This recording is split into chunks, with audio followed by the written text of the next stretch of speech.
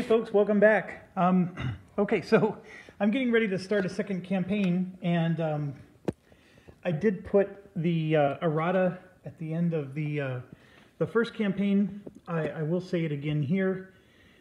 If you watched my first campaign and somehow missed it, we ended as soon as we hit the first week of December because the campaign mission sheet said it went until December.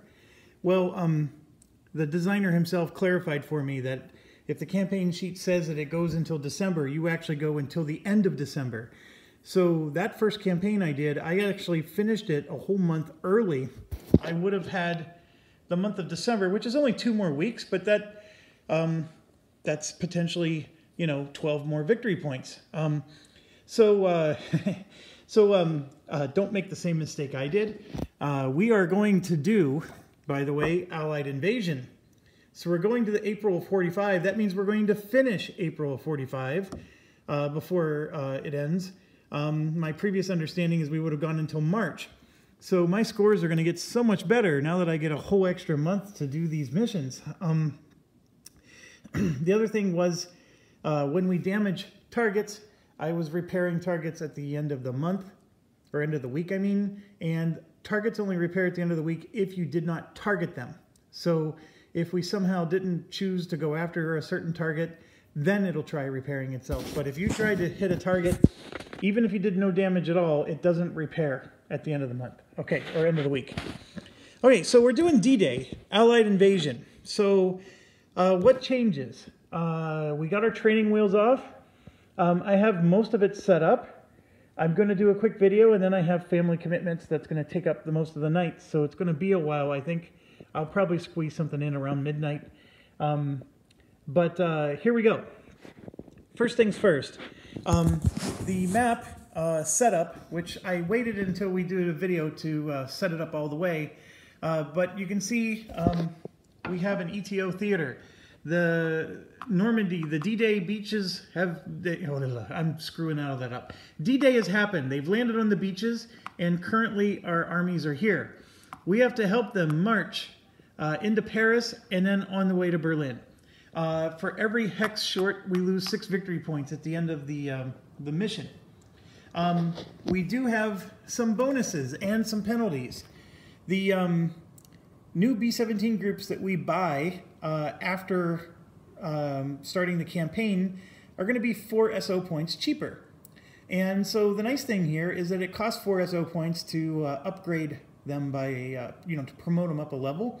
So basically we can buy a new B-17 group automatically promoted 1 level for the regular price. That's basically how I translate that. Bandit attacks are always -2, so it's almost as if every plane we have has 2 imaginary armor. And then the flak attacks, this is the bad one, gets +2.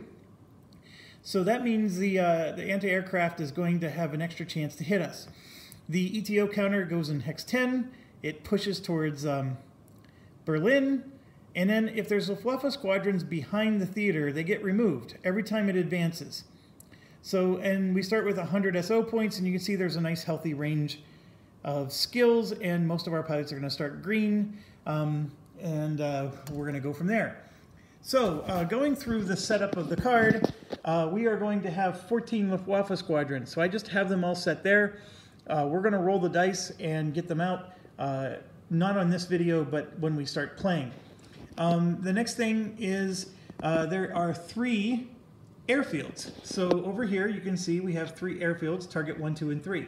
So they've been set up, and if you'll notice, we're no longer restricted to just France. So they're going to be all over the board. Next is going to be 5, 1, 2, 3, 4, 5 aircraft factories. And holy buckets, look at this. 1, 2, 3, 4, 5 aircraft factories. And you might be wondering, well, why is there a 6th one? Well, that's because we ended up getting this commander, Commander Graf. See at the bottom there, it says construct new aircraft factory. So the way that skill works is when you draw this new commander, he makes a new factory the moment you get him. So he added yet another factory. And that factory never goes away, folks. Every time we destroy one, the Germans just rebuild it at the end of the month. So look at all of the Luftwaffe squadrons that are going to be coming out Germany is in full supply. You would think that we would have bombed them by now. So we got ourselves quite a difficult mission. But it's not over. We now have a secondary mission of vehicle factories. So we had to draw 4 vehicle factories, and we have to destroy at least 8 factory victory points. And so that's what those 4 are right there. Those are 4 vehicle factories. So we have 11, 12, we have 13 targets that are available to us. So remember how I said the training wheels are off? They're off. We still can only do 2 missions a week. So we're going to have to be very selective about which ones we do. And then our commander, the German commander, is going to start off with 3 U-boats. So we're going to roll some dice, and if I roll a 5 or better, those U-boats are going to be harassing us. And then over here you can see the flak. There are 2 German technologies. This is something we hadn't covered yet. There's 2 German technologies coming out. They're researching radar, which is the SURV-R. Surveillance is what it stands for. That's the radar. And they're researching a flak improvement. So then their flak guns are going to be even stronger. So here's what you do with those. You take those, and they both say 1 month on them. And so you put them 1 month ahead. So they're going to be, the research will be complete in July. And I don't think there's much we can do to delay it or anything. The Germans are just going to get it, and there's nothing we can do about it. Okay, and then whenever they get technology, it goes here, and then they have that bonus for the rest of the game. Now, we get technology, and all of our technology but one is researched. So we get all of these things. This chaff will cancel their flak gun, and then the jammer here will cancel their surveillance radar. So we may have to buy those. Most of these, you buy them once, and they stay on your plane. I did learn that I guess the version 2 of the rules implements drop tanks. So you don't need them as a technology anymore. I don't know what the reasoning was behind it, but I guess this is no longer used. I was told that you would still use them for fighters, but this was supposed to be for bombers as well. But anyways, the technology is there. It's on the card. The chaff is a technology you can buy, but it's a one-use, just for that mission. And then you have to buy it over and over again, every mission you want to use it. The jammer, as long as it's on the lead bomber, it'll be helpful to everybody in the bombing group, or in the entire mission. So, excuse me. All of our planes are available. Every plane in the game is available except for one, and that is the Shooting Star, our jet plane, and that will be available in October. Not of 45, but of 44, and that's because our invasion sheet says it right there. See, the Shooting Star, October 44. It's written right above the evaluation. So under the available technologies, in October of 44, that will become available to us.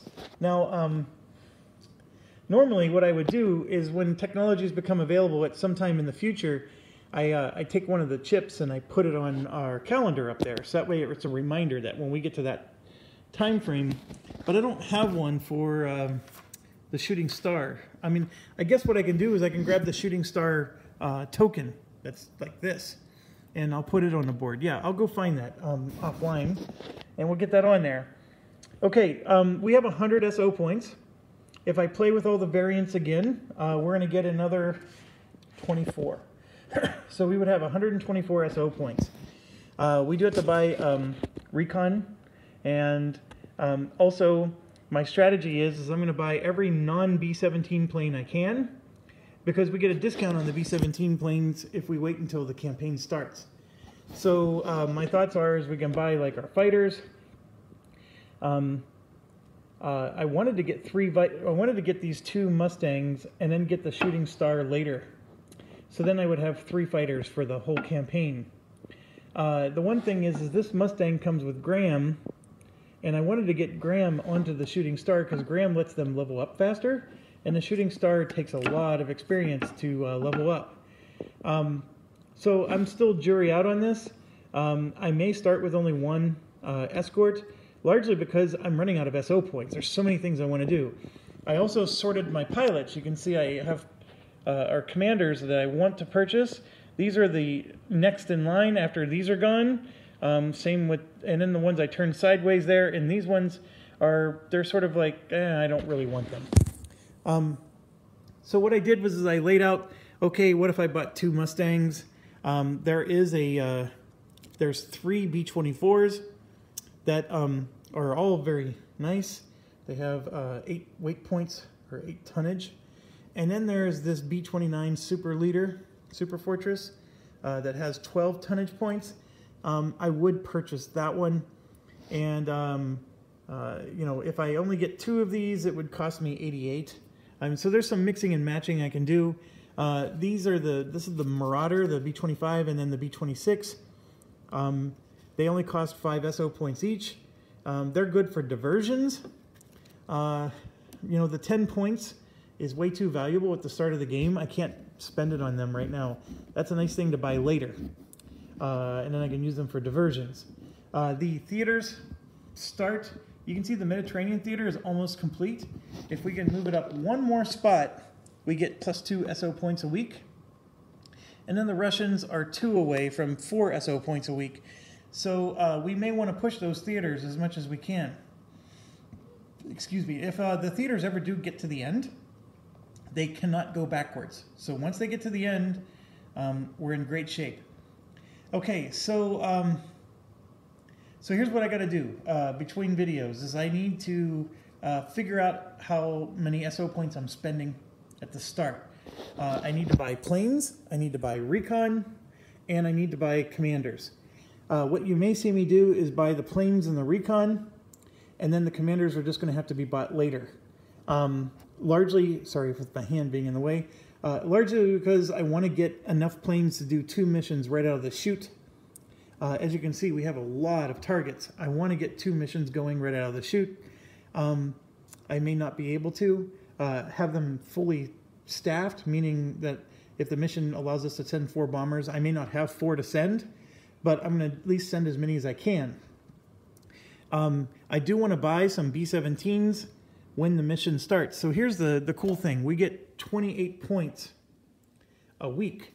And if you look at these B-17s, they cost 14. We would get a 4-point discount because of the campaign rules. And then if I spend those 4 points to promote it up to an average pilot instead of a green pilot, I have enough to purchase exactly 2 of them. Now here's the problem. That commander is going to be putting U-boats out there. And yeah, I want to destroy those U-boats. That part is true. But for this first week, those U-boats are going to reduce my SO points. And I'm not going to have a perfect 28 right out of the chute. So I may have to save a couple extra if I want to be able to buy 2 of these with the first week. And so my idea is by buying 2 of these the very first week, I really haven't missed out on anything. They're still going to be ready for the very first week of our game. And also, we get to, where am I going with this? They get to help out with the 2 missions. So I'm not missing, you know, it wouldn't miss a thing to be able to get these. And I would be able to get them for 8 SO points cheaper if I'm buying 2 of them, right? 4 points each. So that's the idea. I'm going to try to min-max this as best as I can so 2 of my bombers won't get purchased until week 1. And I'll make sure I have enough leftover SO points to pay for the subs so I can still buy these at a discount, rather than trying to pay full price for them before the mission starts. Okay, so that's what I'm going to try to do. First things first, the Spitfires are so outdated it's not even funny. So we're not going to be using the Spitfires even though they're available. The Thunderbolts are also outdated. Don't use them. They are wonderful for the 1943 missions. Highly recommend them. These Lightning, the P-38s, are actually still viable. They have the same exact range as the Mustang, and they cost less. They cost 12 versus 15. The one thing I'll say is their air-to-air is not as... They can be good, like this one has a +6, but take note that it's still a slow pilot. These ones tend not to be very fast pilots. I mean, they got a bigger plane they're flying around. These ones were more maneuverable, and so although this one's not fast either, now that I'm saying that, look at that. As an ace pilot, he never gets fast. So I'm going to shut up now. I thought I was onto something. I'm onto nothing. I know nothing. Okay, so I have a lot of decision making to do because I could obviously get a lower tier fighter, or at least lower tier from a year technology perspective. But at the end of the day, this one has 1 durability. That one has 0. It has the exact same range. You see that?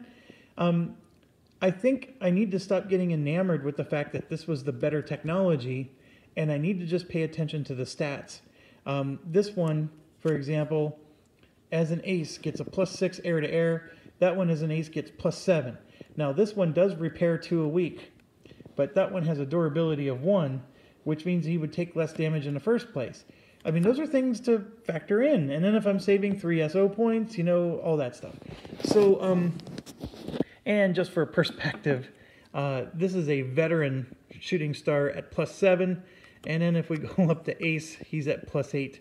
He's insane. And of course, he's fast. So, the shooting star, once you get it, I think is going to be amazing. And so whatever fighters you do buy, one of them is probably going to just be filling in for whenever they need to rest. Okay, so you get the gist. I hope you're excited. I think this is an amazing campaign. I'm really happy to show this to you. The Operation Point Blank was something that's probably my favorite campaign. It's extremely long, which not too bad, but I thought this one was neat because I'm going to show you how the European theater works with the troops on the ground. It just adds that little extra wrinkle, right? And also, this one goes all the way to 1945, whereas the other one does not.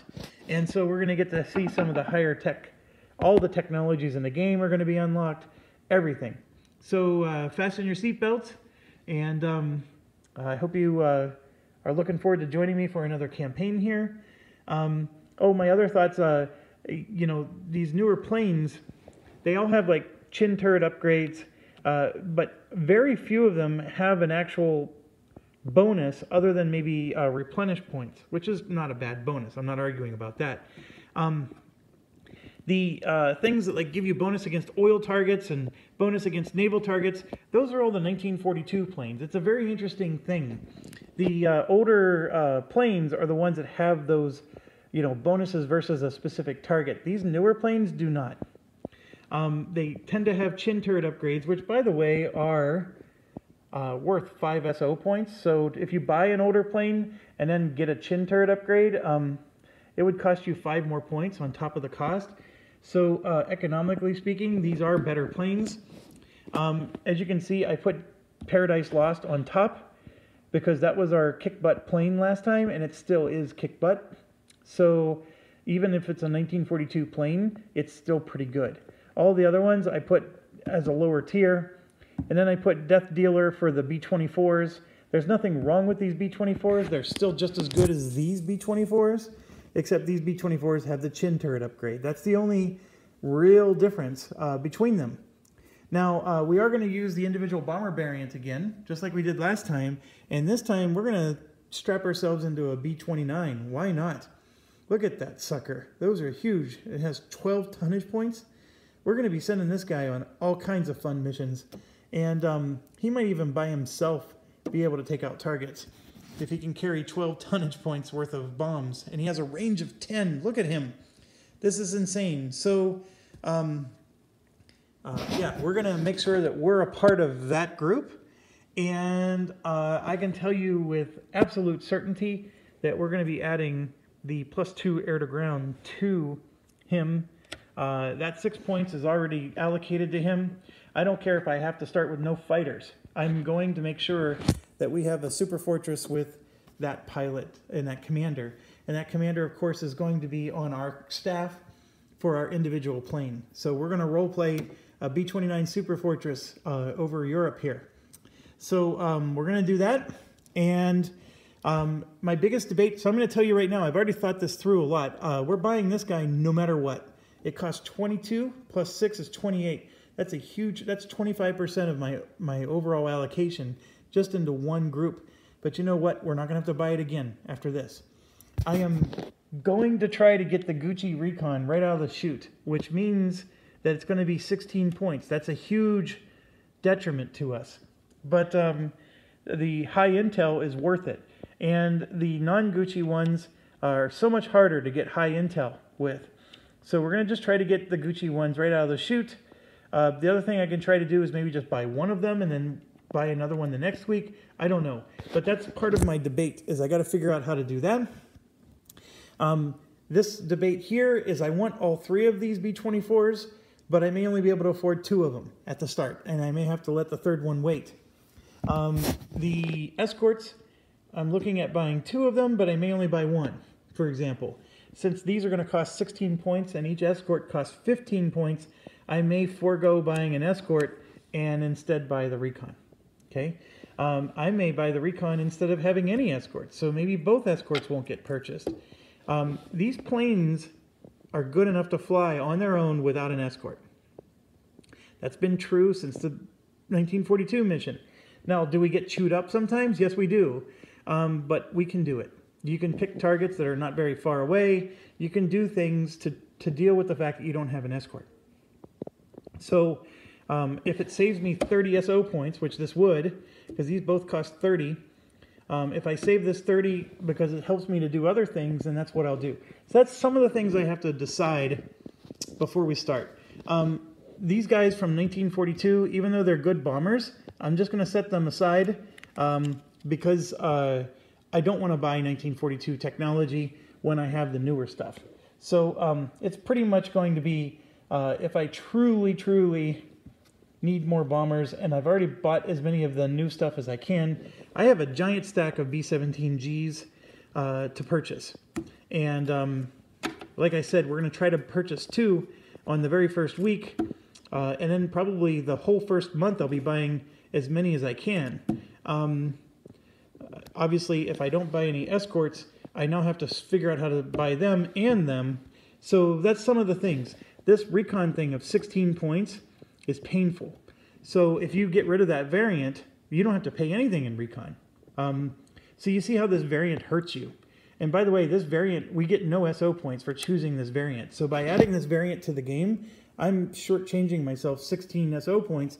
And if I ever roll 1, I'm going to be spending 8 more to replace it. So it's a painful part of this. Playing with the variants makes this game harder. There's no doubt about it. Okay, so I do have, like I said, because of the variants, I get to add 24 more points. So my idea is I'm going to spend 100 points on planes, and then the 24 is going to help me get some of these leaders. So there you have it, folks. I need to get my plane selected, and what else? Oh, that's right. And then I need to find the tokens for the various planes I do select, and I'm going to try to find the Shooting Star token and get him up on our calendar so we know when we unlock him. And I'm pretty excited. And then, of course, now I have to go leave for a few hours. But so it'll be a while before I'm back. But I'm very excited, and thank you for joining me at the table. And here we go. We're going to do D-Day Invasion, B-17 Flying Fortress Leader. Training wheels are now off.